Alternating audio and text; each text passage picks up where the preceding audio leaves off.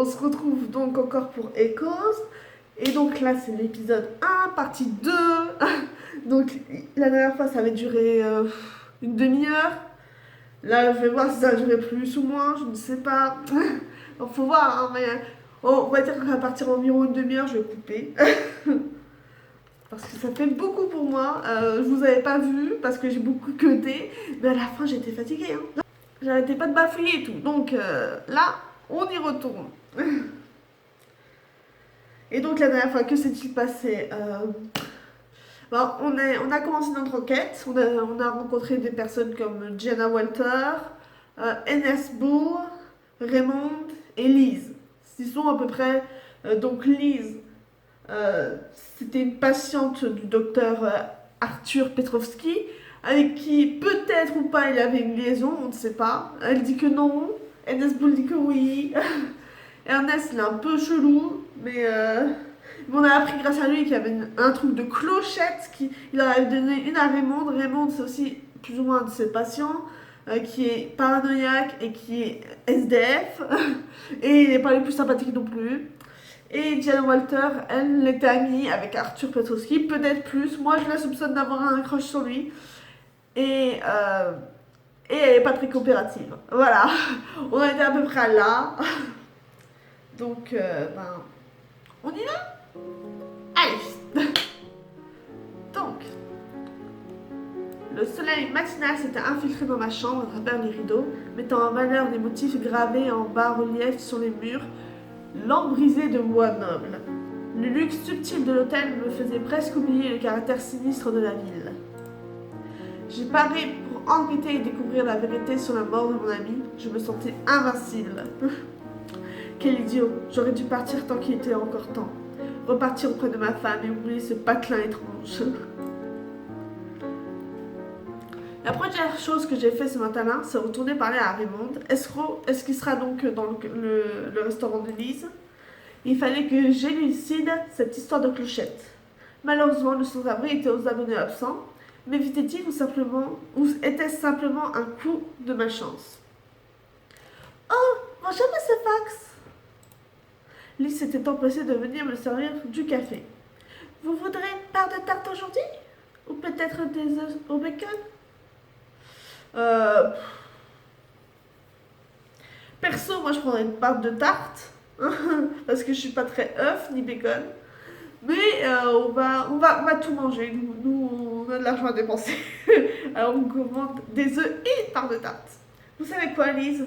Je vais prendre les deux. Oh, très bien, monsieur Fox. Je vous fais partir ça tout de suite. Attendez, vous avez vu Raymond aujourd'hui? Non, il n'est pas encore venu au dîner ce matin. Désolée. Autre chose, monsieur Fox? Non, ce sera tout. Merci, Lise. Je venais de rencontrer la première complication de la journée, et quelque chose me disait que ce ne serait pas la dernière. Le fait que Raymond ne soit pas encore là ne me disait rien qui vaille. Avais-je affaire au meurtrier d'Arthur? Ou peut-être il n'était pas là. Voilà. Parce que ça se trouve, il va arriver 3 heures plus tard, hein, je ne sais rien. Hein. Il fait peut-être autre chose de ses journées, il doit mendier, ou je sais pas trop quoi. Voilà. Son comportement et son attitude étaient des plus suspects. Mais il était encore trop tôt pour échafauder des hypothèses. J'ai du pain sur la planche et je me demandais par où commencer. Bon, on va faire dans l'ordre, hein. On va interroger Diana Walter. Ça se trouve, après, on va te dire ah, ben j'ai rien à interroger, donc il va falloir que j'y revienne plus tard. On va voir. Bonjour, détective. Bien dormi? Les chambres du Golden Sky sont fort agréables. Merci de m'avoir réservé une chambre dans l'établissement. De rien. Alors, dites-moi, où en êtes-vous de votre enquête? Où en êtes-vous de votre enquête? Dans votre enquête, plutôt. Bref. Vous avez pu parler à Raymond? Cela a-t-il suffi à balayer vos doutes? C'est un peu trop tôt pour tirer des conclusions. Par contre, j'aurais aimé poser quelques questions supplémentaires à Raymond, mais impossible de mettre la main sur lui. J'imagine que vous êtes déjà passé au Greenhurst Dinner. Je crois que j'ai saisi comment le dire. Enfin, je crois. C'est même par là que j'ai commencé. Écoutez, ça ne m'étonne pas plus que ça qu'il se soit rendu discret. Je vous avais prévenu de sa défiance envers les forces de l'ordre, n'est-ce pas? Ce brave homme doit bien passer ses nuits à l'abri du froid et de la pluie, non? Vous n'avez aucune idée d'un endroit prisé par les sans-abri dans votre juridiction? Jenna soupira. Peut-être que je vais arrêter de faire les soupirs. Je crois que vous ne connaissez pas encore bien la ville et ses environs, Fox. Sinon, vous ne me poserez pas la question. Bah non, je suis arrivée à 2 jours. Voilà. La population de Greenhouse a été divisée par 4 au cours des 50 dernières années. S'en ajoute à l'équation le riche passé industriel de la région, donc il ne reste plus grand-chose non plus, d'ailleurs. Je vous laisse imaginer la quantité de bâtiments désaffectés dans lesquels un individu comme Raymond pourrait élire domicile. Ceci étant dit, il n'a pas pu aller bien loin. Qu'est-ce que vous fait dire ça? Depuis le décès de Petrovski, c'est l'hôtel de police qui a la charge de délivrer leurs prescriptions à ses patients. La prochaine livraison doit arriver dans la journée. Dites-moi en plus sur les médicaments. Pourquoi Raymond doit-il passer par vous pour les obtenir? Les patients de Petrovski ont besoin de dosages spéciaux. On ne trouve pas ça dans le commerce. En attendant l'arrivée d'un nouveau médecin, le laboratoire me les envoie directement. Attendez, vous voulez dire que les patients de Petrovski sont dangereux? Oui, cela présente une menace potentielle. D'autant plus que la mort de Petrovski les a probablement perturbés. Vous n'aurez pas dû me cacher cette information, je m'en doutais. Bah en vrai, je m'en doutais. Hein. Perso, je m'en doutais. Allez, pour tout vous dire, je m'en doutais. Si vous pensez que l'un d'entre eux est responsable de la mort de votre ami, je vous arrête tout de suite. C'est évidemment la première piste qui a été suivie pendant l'enquête. Écoutez, shérif, je ne veux pas dénigrer le travail de nos confrères du bureau, mais je préfère tirer mes propres conclusions. J'imagine qu'il n'y a aucune chance pour que vous soyez satisfait de ce que vous avez vu et que vous repartiez dans la journée. Ah bah non, d'après ce que j'ai compris, on va rester un petit moment là. Hein. Non, désolé, je ne partirai pas tant que je ne saurai pas ce qui est vraiment arrivé à Arthur.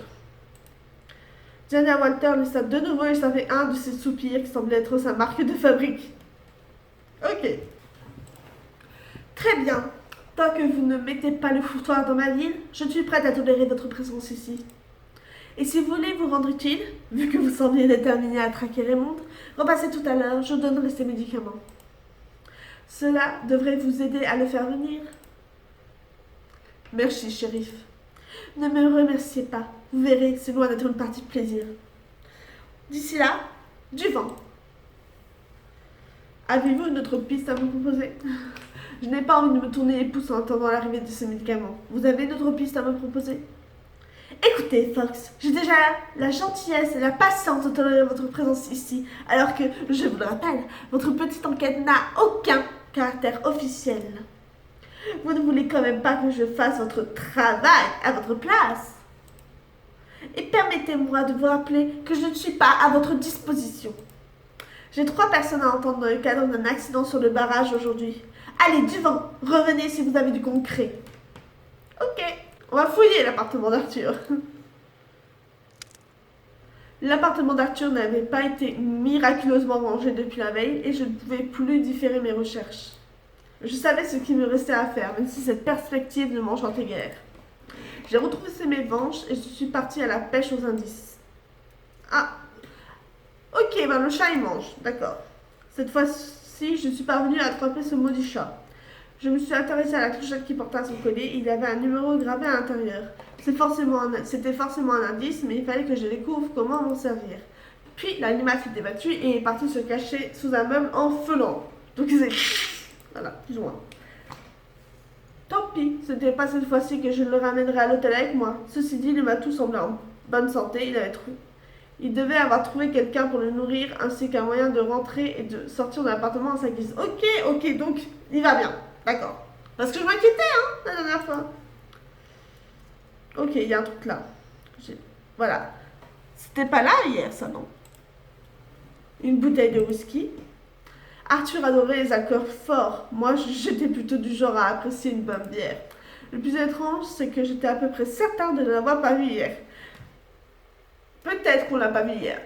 Ah, je mettrai un truc. Et on va voir si on l'a pas vu hier.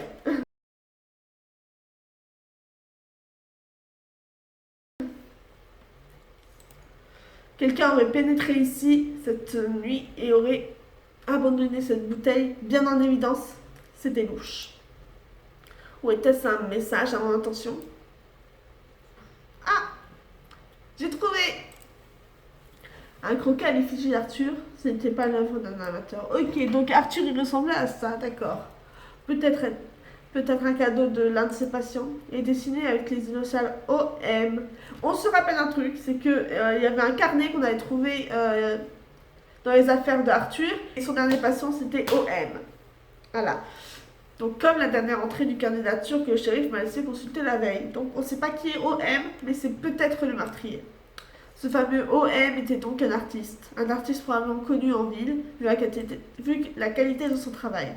Peut-être était-il un client régulier du Greenhouse Dinner. Miss Cole devrait pouvoir m'aider là-dessus. Ok, donc on va pouvoir aller voir Miss Cole après.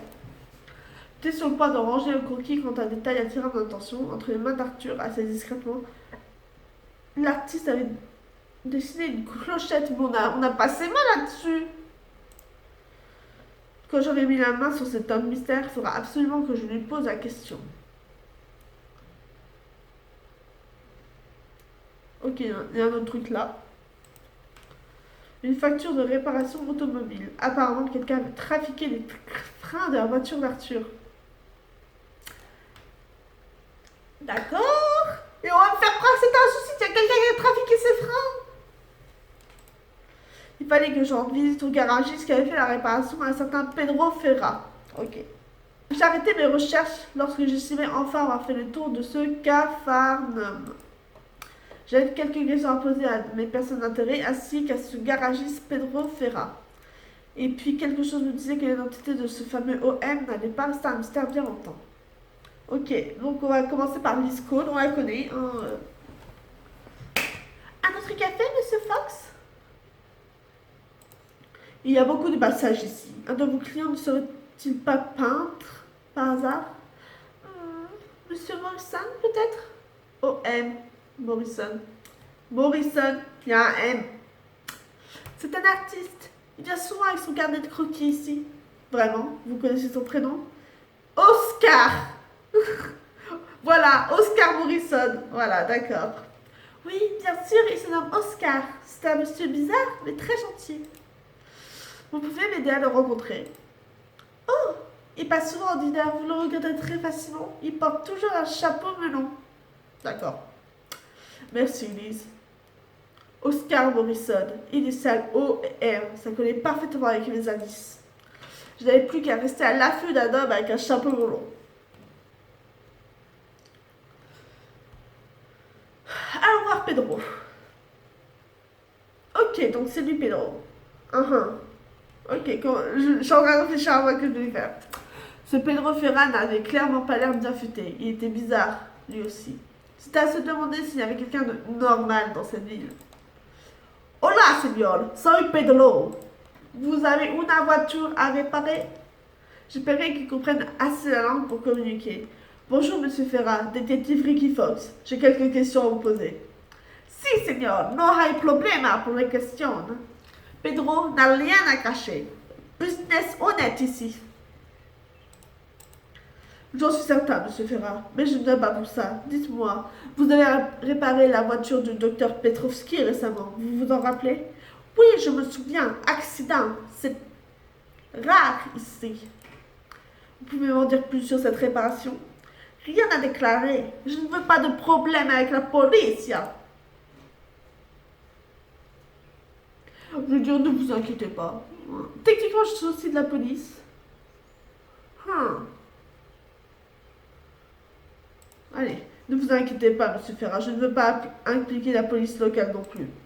Le docteur Petrovski était mon ami. J'essaie juste de comprendre pourquoi il est mort. Entiendo. Problème de frein, bizarre, sabotage. Sabotage? Vous me confirmez que c'était un acte criminel? Si, 3 autres voitures avec problème de frein le mois dernier. 3?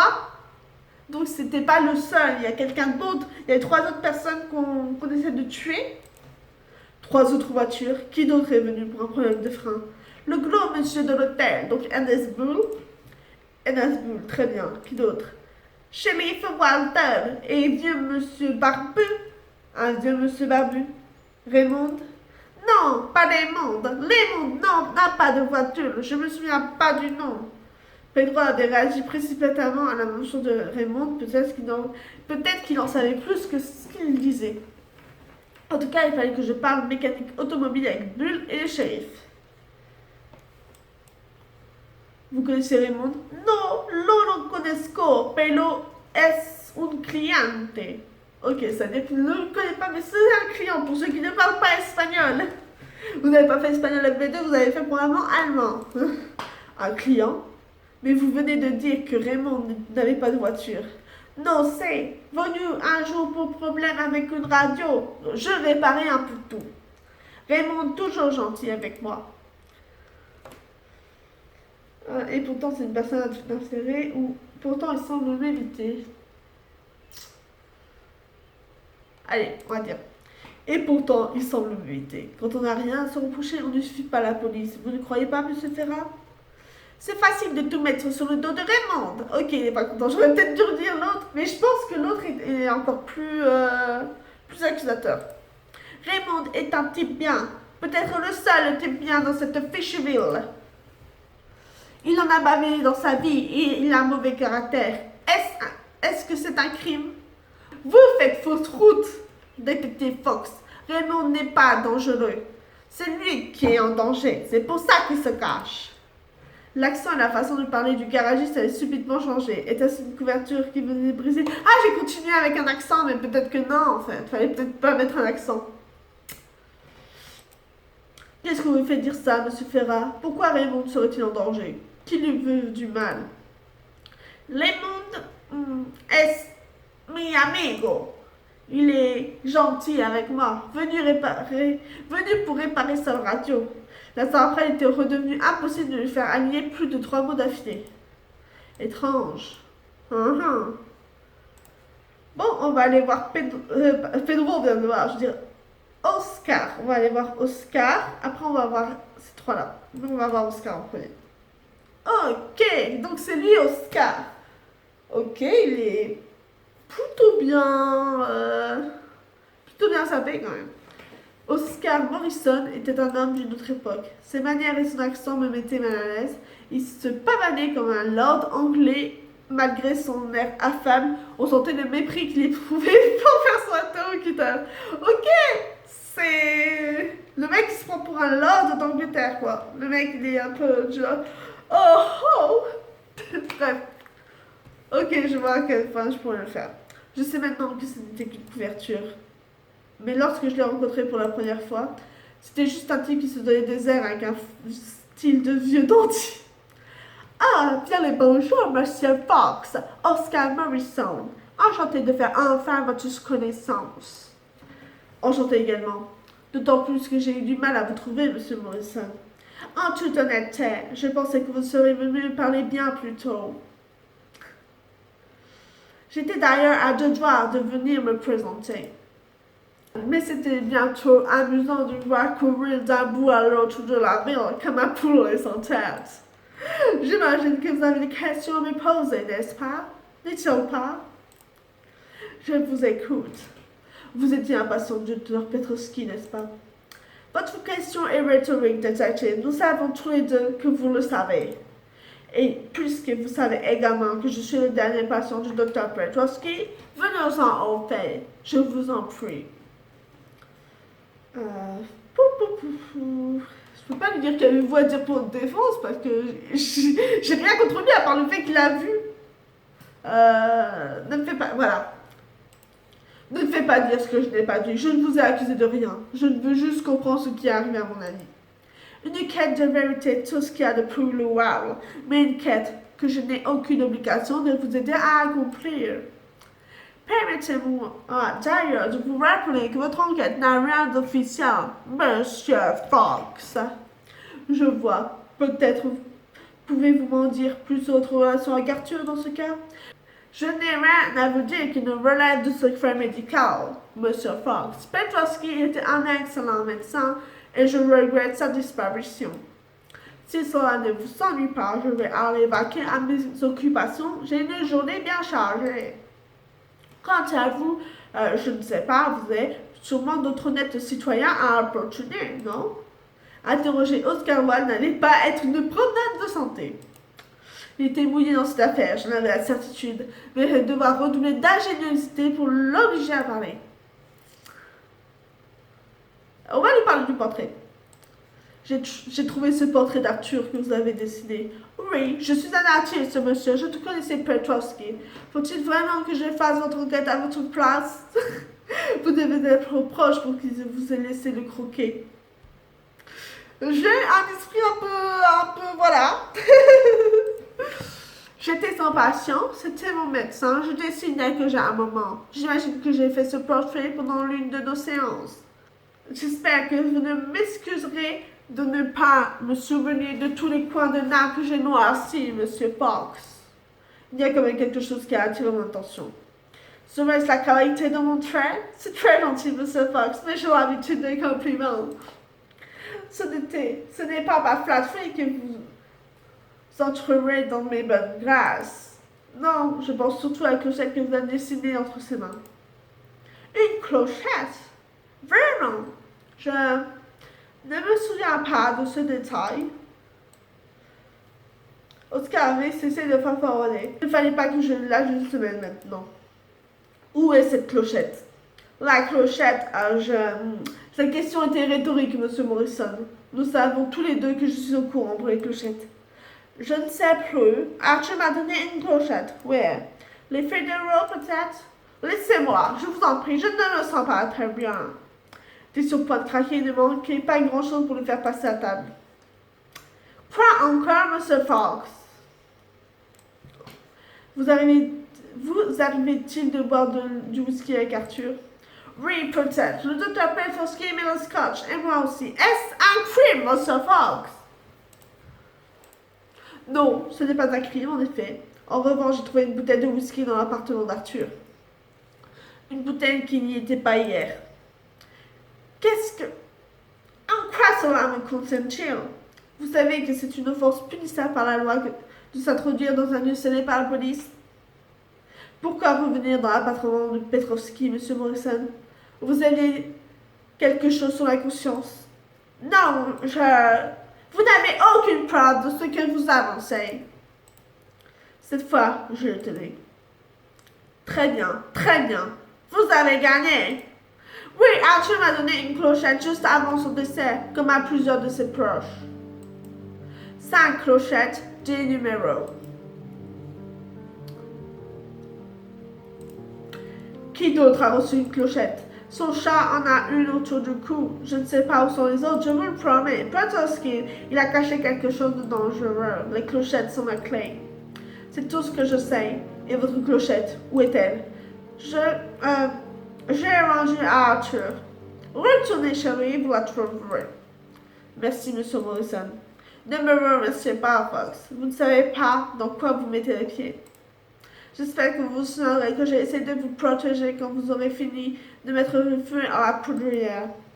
J'étais certain de ne pas avoir vu de clochette dans l'appartement d'Arthur. Mais ça ne coûtait rien de retourner vérifier. Quoi encore, monsieur Fox? Ok. On va fouiller l'appartement. Et après, on va peut-être arrêter parce que là, ça fait 27 minutes grosso modo que je tourne.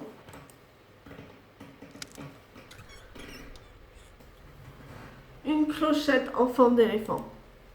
J'étais certain qu'elle n'était pas là lors de ma première visite. Un objet aussi incongru m'aurait sauté aux yeux immédiatement. C'était donc le motif réel de la visite dans laquelle Morrison avait oublié la bouteille de whisky. On aurait dit qu'il avait voulu me mettre sur cette piste de façon détournée. Ce qui en disait long sur la sournoiserie de l'individu. Pourquoi Morrison avait-il voulu s'en débarrasser? Mais surtout, pourquoi ces clochettes obsédaient autant Arthur avant son lycée? Elle n'avait pourtant rien de spécial, c'était le genre d'objet qu'on pouvait trouver pour quelques sous dans la boutique de souvenirs. Quelqu'un avait gravé un numéro à l'intérieur, comme la clochette attachée au collier du chat. Quelque chose me disait que cet indice allait s'avérer capital, je ne savais pas encore à quel point. Euh, allez, un dernier truc, on va aller voir Endless Bull. On va lui parler de ce qu'on a appris. Et après, on ira voir Jenna Walter. Et on va s'arrêter au moment juste avant de parler à Jenna Walter. Voilà. Autre chose, cher client. Vous n'auriez pas eu de problème avec votre véhicule récemment, monsieur Bull? Ah, vous comprenez pourquoi je préférais que vous me laissiez tranquille maintenant. Quand vous disiez que vous avez reçu un avertissement, c'est à ça qu'on vous faisait allusion. Pourquoi me l'avoir caché? Vous ne savez pas dans quoi vous mettez les pieds, monsieur Fox. Un conseil d'amis, rentrez chez vous. Rentrez chez vous et oubliez cette affaire. Ou au moins arrêtez de me harceler. Euh, je sais que vous cachez encore des choses. Je ne vous dois rien, monsieur Fox. Aidez-moi et je vous aiderai. Je ne voudrais jamais d'informations sans contrepartie. Je regrette que vous refusiez de coopérer, mais vous finirez par me dire ce que vous savez. Je suis d'un naturel patient. L'avenir nous le dira. Bull était difficile à cerner, mais je commençais à comprendre ce qui le motivait et collectionner des informations comme philatéliste. Comme un philatéliste collectionnait les timbres. Ok, il ne me restait plus qu'à trouver une monnaie d'échange. On va parler des clochettes après, comme j'ai dit, on va arrêter. Écoutez, monsieur Bull, joue une carte sur table. Je pense que vous savez qu'Arthur a distribué des clochettes à ses patients juste avant son décès. Ah, monsieur Fox, vous m'intéressez, je suis toute oui. Le chat d'Arthur en avait une autour du cou. Il y avait des numéros gravés à l'intérieur. Jusque-là, rien de nouveau sous le soleil. Il va falloir faire mieux que ça, détective. Très bien. Savez-vous qu'Oscar Morrison en possédait une, lui aussi? Les yeux d'Ernest Bull semblaient pétiller. J'avais enfin réussi à faire le poisson. J'en étais sûre. Vous savez-vous qui d'autre en a une en sa possession? Son ami Clochard en a probablement une. Ça semblait logique, mais il m'en fallait plus. Je décide de tenter un bluff. Allons, monsieur Bull. Ça aussi, c'est de notoriété publique. Vu les relations qu'Arthur entretenait avec Raymond, je n'avais pas besoin de vous pour arriver à cette conclusion. Je crois en plus qu'il l'avait dit l'autre jour. Lee Cole en possède une. Je vais voir. Une dernière chose. Savez-vous à quoi servent les numéros gravés? C'est donnant, monsieur Fox. Une information ne change une autre. Mais comme je suis d'humeur généreuse, laissez-moi vous mettre sur la piste. À votre avis, à quoi peut bien servir une suite de numéros aléatoires? Peut-être une position genre latitude, etc. C'est un code secret. Bingo! Arthur avait donc caché le secret entourant son décès entre ses patients. Il ne me restait plus qu'à obtenir les autres clochettes et à découvrir ce que ce code gardait sous clé. Un jeu d'enfant. Lise et Raymond possédaient une clochette. L'un des deux s'étant vénétisé, je savais lequel de ses patients j'allais interroger ensuite. Et on va voir Jana et on s'arrête là. Et même si j'ai l'impression que c'était moins éprouvant pour moi, peut-être parce que là on est encore le matin alors que l'autre j'avais fait pendant l'après-midi. Mais ouais, on a quand même appris certaines choses. On sait un peu plus à quoi servent ces clochettes. On a rencontré Oscar Morrison, on a rencontré Pedro Ferra. Et on sait que ces deux-là, ils cachent quelque chose. Mais voilà, j'ai pas plus d'indices pour l'instant. Mais on se rapproche peu à peu de la vérité. Mais on va s'arrêter là donc. Au revoir!